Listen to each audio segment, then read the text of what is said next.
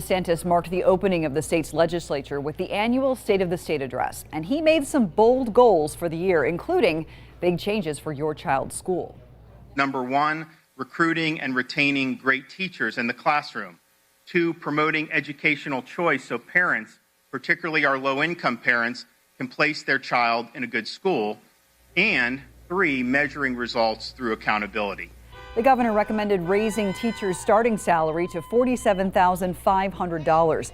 He also wants to replace the Best and Brightest bonus program and allow more parents to choose what school they send their kids to.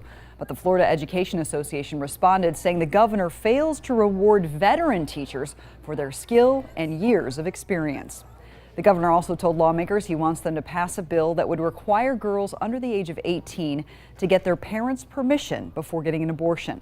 He also wants a wide-ranging bill to address the state's algae problem, specifically reducing fertilizers and nutrients that are flowing into the state's waterways. And he wants a bill that would require employers to use E-Verify.